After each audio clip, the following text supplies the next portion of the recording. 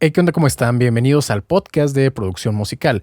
Yo soy Olvide y en este episodio quiero platicar sobre una pregunta que me han hecho varias veces en varios de los videos, y eso es si necesitamos la teoría musical para hacer música. Esto, la mayoría de las veces, este tipo de preguntas vienen, y no es por ser prejuicioso, simplemente les estoy diciendo los hechos de gente que quiere hacer beats. ¿Ok? Es algo muy particular de la gente que quiere hacer beats. Como les digo, no es ser prejuicioso, simplemente es porque cuando hablamos de beats, estamos hablando de casi siempre de ritmos, ¿no?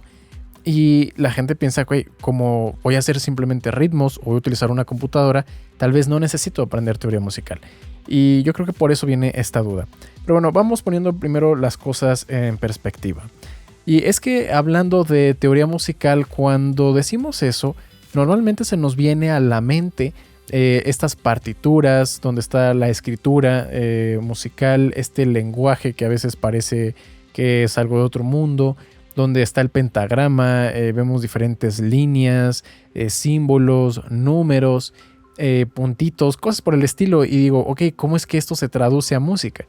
Y los que están comenzando piensan que cuando dices teoría musical es que necesitas aprender a leer todo eso, ¿no? Todo, digamos que lo clásico en cuanto a las partituras. Y bueno, en cuanto a la escritura y lectura tal cual, yo creo que no es obligatorio. Eso a lo largo de mucho tiempo ha sido el lenguaje de la música y de la composición musical, porque era otra época.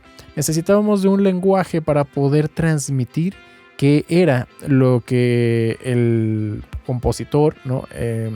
Era lo que quería transmitir tal cual era su idea, su intención. Porque si solamente lo escuchabas, ¿no? Y lo tratabas de imitar otro músico, empezaba a haber errores, a lo mejor el tempo podía cambiar, como antes había otros tipos de afinación, tal vez podría cambiar algunas notas, y se iba transformando, se iba deteriorando esa transición, ¿no? de la música desde el que lo había creado, su compositor, hasta los intérpretes. Por eso fue que se creó toda esta escritura musical. Pero estamos en una época moderna, en una época maravillosa en la cual tenemos tecnología por todas partes y existen los programas de producción musical, y la gran mayoría de los programas de producción musical tiene esto que se conoce como un piano roll, y un piano roll es algo mucho más intuitivo, más visual, con lo cual podemos crear música. Así que si pensamos, ¿no? entre que hay que aprender todo esto de leer y escribir una partitura, no es necesario. Pero no es eso únicamente a lo que nos estamos refiriendo cuando hablamos de teoría musical. Cuando hablamos de teoría musical tenemos que comprender mucho más que solamente la escritura. Tenemos que entender conceptos en realidad profundos que son necesarios si quieres hacer música. Es como decir, oye, ¿cómo puedo escribir un libro sin saber escribir? ¿No? A lo mejor podrías encontrarte algunas maneras, ¿no? Y más, como digo, apoyado de la tecnología. Hoy en día se me ocurriría, puedo tomar uno de estos programas que convierten voz a texto y yo voy escribiendo, entre comillas, ¿no? Cuando en realidad lo que estoy haciendo es hablar o narrar algo y el programa va escribiendo. Evidentemente el resultado no va a ser muy bueno porque va a haber problemas en cuanto al reconocimiento de voz. A lo mejor no puedes tú pensar la versión final inmediatamente, ¿no? Si de repente quieres cambiar algo, pues bueno, tienes que editar el texto y por lo tanto vas a tener que escribir.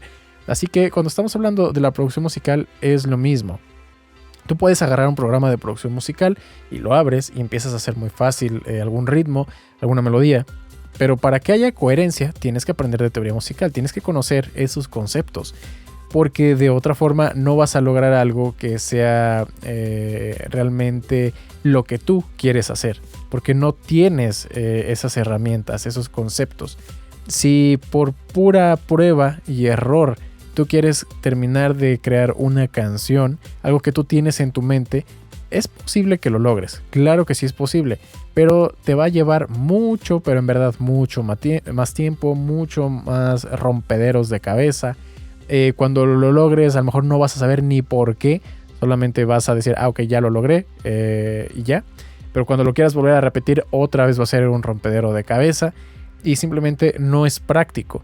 Así que a veces pensamos que es esta nueva inversión de tiempo, que aprender los conceptos de teoría musical como qué es una escala, qué son los semitonos, qué son los acordes, los intervalos, que aprender todo eso podría ser un desperdicio de tiempo, cuando en realidad es lo contrario. Si tú inviertes, porque es eso, estás invirtiendo tiempo en aprender los conceptos de la teoría musical, más adelante vas a recuperar todo ese tiempo que invertiste aprendiendo la teoría musical, porque ya vas a ir directo a lo que tú quieres. Ya vas a saber a lo mejor qué escala vas a trabajar, en qué tempo, cómo vas a hacer las divisiones, qué acordes trabajan mejor. Y ya no vas a estar todo horas moviéndole al programa tratando de atinarle a eso que tú tienes en tu mente. Así que, ok, vamos a responder a la pregunta del podcast. ¿Es obligatorio aprender teoría musical? ¿Obligatorio? No. En cuanto a que si no lo aprendes va a ser imposible. No, sí puedes hacerlo. Hay gente que a pura prueba y error ha ido aprendiendo. Así que sí, puedes hacer música sin aprender teoría musical. Pero eso, a que sea recomendable, claro que no. No es recomendable que te quieras saltar a aprender la teoría musical. ¿Por qué? Porque de todas formas, esta gente que se niega a tratar de estudiar teoría musical porque sienten que con eso que saben o que por su cuenta pueden lograrlo, terminan al final del camino descubriendo otra vez la rueda. Vuelven a, por prueba y error o por pura interiorización, ¿no? O por pura inducción, terminan otra vez encontrando los conceptos que a lo mejor les pudieron haber llevado días, semanas o hasta años, cuando habiendo estudiado teoría musical en un par de días se hubieran podido ahorrar todo ese esfuerzo, todo ese trabajo. Entonces se los recomiendo mucho. Estudien teoría musical. Es una gran inversión, una de las mejores inversiones que pueden hacer si quieren dedicarse a la producción musical. Ahora, algunos de los argumentos que pueden darme en contra, y lo he visto en el grupo de producción musical en Facebook, me dicen, es que yo no necesito de la teoría musical porque sin aprender teoría musical he podido crear esta hermosa obra de arte. Y comparten su link o el video o el de SoundCloud o lo que sea para compartir su música. Y lo escuchas y es así de... ¿Cómo le digo? ¿Cómo le digo que esto no tiene ni pies ni cabeza? Y es aquí donde pasa eso, lo de el fenómeno, el efecto Dunning-Kruger. Que como alguien no tiene pleno conocimiento de todo lo que ignora, no puede evaluar con precisión, con realismo, el lugar en el cual está en ese momento. Con el poco conocimiento que tienen, ellos creen que ya suenan excelentes, cuando en realidad no es así. Si pensamos en otro ejemplo de estos que no tenga que ver con la música, el caso por ejemplo de una fotografía, ¿no? Tú te compras una fotografía y de repente sales a la calle, tomas unas cuantas fotos y tú las puedes ver y decir, qué buenas fotos tomé, ya estoy listo para competir contra un fotógrafo profesional. Y si tú le enseñas eso a un fotógrafo profesional, te va a empezar a señalar todos los errores que has cometido y que sin embargo tú no eras consciente de esos errores porque no tienes ese nivel de conocimiento. Y eso es lo que pasa con la gente que dice que no necesita teoría musical para hacer cosas buenas. Pero es que eso, su concepto de buenas todavía, o de bueno, de lo que es buena música, no está todavía terminado de definir, no está completamente moldeado, porque les hace falta todavía mucho más conocimiento, pero ignoran que no tienen ese conocimiento.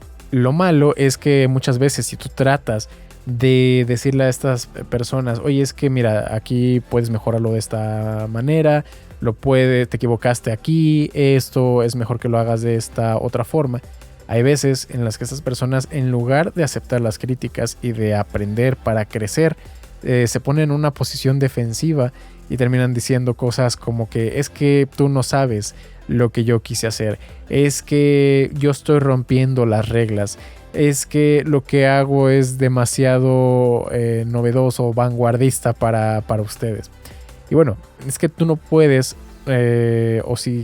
para poder decir que rompiste las reglas, tienes que conocer las reglas. ¿Cómo sabes que estás rompiendo una regla si no sabes cuáles son las reglas? ¿no? Para poderlo hacer, porque claro, romper las reglas también es posible, pero primero necesitas conocerlas, necesitas dominarlas para poderlas doblar, poderlas romper para algo a tu favor. Y algún ejemplo de esto es, por ejemplo, la música microtonal. La música microtonal incluye dentro de sus composiciones estas notas que no tienen una relación exacta con las notas musicales que nosotros conocemos de toda la vida, la escala cromática, ¿no? El do, re, mi, fa, sol, la, si, do y las notas negras intermedias, bemoles y sostenidos. Por ejemplo, si estamos hablando de la nota do y re, en medio está una negra, el do sostenido o re bemol. Pues bueno, en el caso de la música microtonal, entre do y do sostenido, también habría algo intermedio. Eso es la música microtonal. Y lo curioso con esto es que al ser divisiones tan pequeñitas, nosotros lo escuchamos y nos suena un poco raro y sin embargo también suena familiar. Entonces ahí estamos rompiendo algo de las reglas, se conoce la teoría, pero también obedece a ciertas otras reglas, no nada más es cualquier frecuencia intermedia, ¿no? También tiene sus reglas, necesitas conocerlas para poder jugar con esas reglas y hacer esas composiciones que son diferentes a lo habitual. Pero bueno, ya para no darle más vuelta al asunto, teoría musical, sí, es muy recomendable, es una de las mejores inversiones que puedes hacer en la producción musical. Es obligatoriamente, completamente indispensable para hacer música, no. Hay muchas personas que, como les digo, han aprendido por su propia cuenta los conceptos de la teoría musical de forma empírica y lo pueden hacer. Y con la tecnología que hay hoy en día, hay muchas ayudas.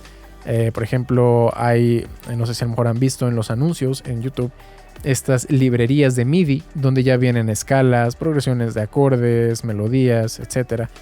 Y ya es para que simplemente lo arrastres y lo pongas. Pero si no tienes el conocimiento de teoría musical básico, elemental, ni siquiera vas a poder aprovechar esas herramientas. Otras herramientas son de repente estos que te generan melodías al azar, que aún así están obedeciendo algo de teoría musical y que si tú quisieras encontrar algo de esas melodías y adaptarlo a lo que tú quieres, porque que te logre algo que de verdad te guste desde el primer momento va a ser muy difícil. Pero si tienes conocimiento de teoría musical, incluso eso, pensado para entre comillas gente que no va a conocer nada de teoría, también le puedes sacar bastante provecho. Así que no hay realmente, creo que una gran desventaja en el hecho de aprender teoría musical, incluso aunque me digan que por la cantidad de tiempo, porque aprender los conceptos básicos lo puedes hacer en un fin de semana, así que tampoco es como que se requiera mucho tiempo.